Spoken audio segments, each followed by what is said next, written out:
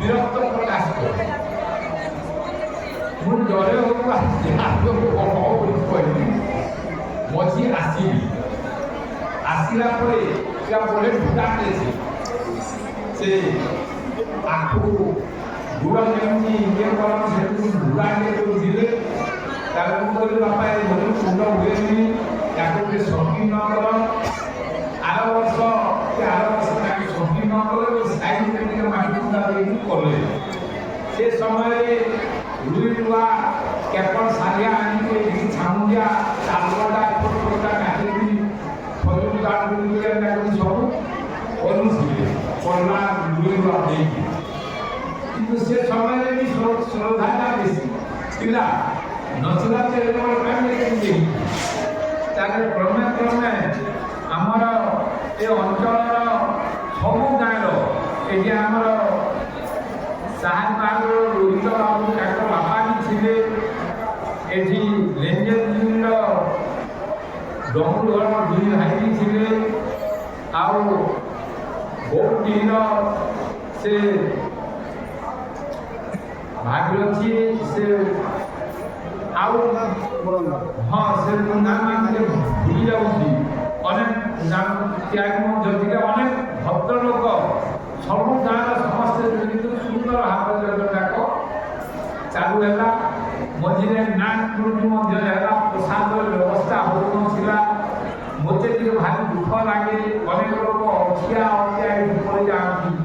ସେ ଇଆଡ଼େ ନାଟ ଦେଖିଥିଲେ ତାକୁ ଆମେ ସେଟା ପଢ଼େଇ କରୁଥିବା। ତାହେଲେ ମୁଁ ସେ ସମୟରେ ଟିକେ ବିରକ୍ତ ହୁଏ।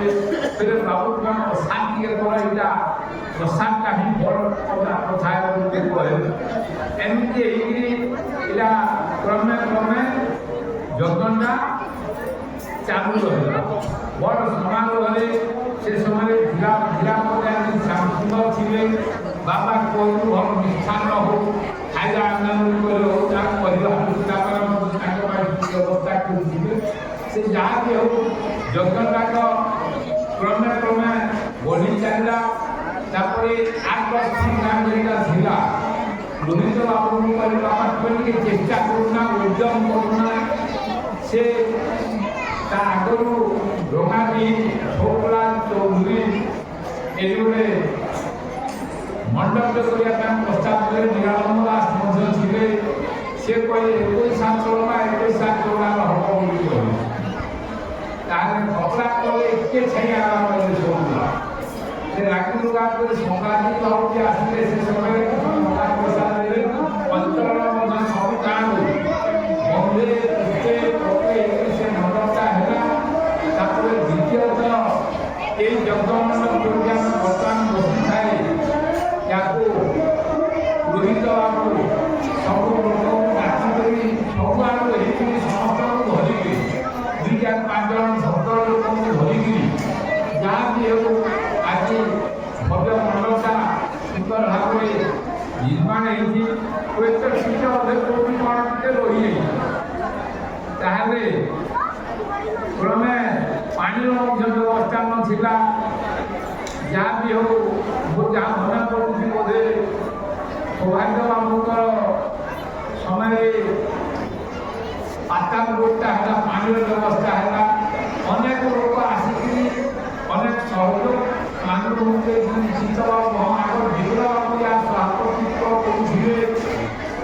ସେ ସେତେବେଳେ ଅଭାବ ଅସୁବିଧାର ସମ୍ମୁଖୀନ, କିଛି ପଇସା ଭାରି ବି ରହିଯାଏ, ବହୁତ କମ୍ ଆଦାୟ ହୁଏ, ଆଉ କମ୍ ଖର୍ଚ୍ଚ ବି ହୁଏ। କମ୍ ଖର୍ଚ୍ଚ ହେଲେ ଶୃଙ୍ଖଳା ସହିତ ସେମାନେ କରୁଥିଲେ ଆଉ ଭଲ ବ୍ୟବସ୍ଥା କରୁଥିଲେ। ବର୍ତ୍ତମାନ ଆୟଟା ହେଉଛି ଏମାନେ ଆଖି ବୁଝିଲେ କି ଆମେ ଜାଣୁ। ପ୍ରତ୍ୟେକ ଜାଗାରେ ଯତ୍ନମାନେ କଲେ ଆମେ ବି ସବୁ ଦେଖୁ। କିନ୍ତୁ ତା ସବୁ ଭିତରେ ବା ନିଜ ଦେଇ ହେଇପାରୁନାହାନ୍ତି। ଅବଶ୍ୟ ଖାଇ ନେଉଛନ୍ତି ମୁଁ କହୁନି, ମାନେ ନିଜ ଦେଇ ଗୋଟେ ଦରକାର, ଏଇଟା ବୁଝିପାରୁଥିବେ। ତାର ନିଜ ଦେଇ ହେଲେ କ'ଣ ହୁଏ, ମାନେ ଆଗ ପଛରେ ବିଚାର କରି କଲେ ଶୃଙ୍ଖଳା ଠିକ୍ ହୁଏ। ଅବଶ୍ୟ ୟାଙ୍କୁ ବି ଧନ୍ୟବାଦ, ଯାହା ହଉ ଅନୁଷ୍ଠାନଟାକୁ ବଞ୍ଚେଇକି ରଖିଛନ୍ତି। ଏଇଟା ବଡ଼ କଥା। ଯାହା ବି ହଉ, ଯେତେ ଝଡ଼ ଝଞ୍ଜା ଯାହା ବି ନାମ ହଉ ବଦନାମ ହଉ, কিন্তু কেউ খରାପ କରିନାହାନ୍ତି। ଅବଶ୍ୟ ଯିଏ ଖରାପ କରିଥିଲା ସେ ସିନା ବିଶ୍ୱାସରେ ଆମେ କିଛି କହିପାରିବା, ଯାହା ପାଠଟା ସେ କାଟବା ଆଉ ଲୋକ ଜାଣିପାରିବେ। କିନ୍ତୁ ଯାହା ବି ହେଉ ଅନୁଷ୍ଠାନଟାକୁ ବଞ୍ଚେଇଛନ୍ତି, ରଖିଛନ୍ତି। ଆଉ ଅଞ୍ଚଳବାସୀଙ୍କର ମଧ୍ୟ ବିଶ୍ୱାସ ଅଛି।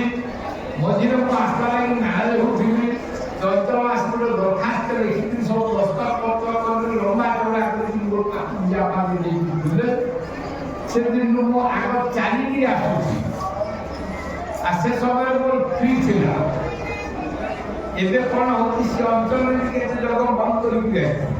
ଏଭଳି ଗୋଟେ ଗୋଟେ ଦିନରେ 3ଟା 4ଟା ଠିକ୍ କରିକି ବର୍ତ୍ତମାନ ଆଉ ସିଆଡ଼େ ବି ସେ ଋଷି ଗୁମ୍ଫା ଗୋଟେ ଜାଗା ବଢ଼ିଯାଇଛି, ବ୍ରାହ୍ମଣୀ ଗୁମ୍ଫା ବଢ଼ିଯାଇଛି। ଏବେ ଆଉ ଅନେକ ଜାଗା ସେ ଭିତରେ ବଢ଼ି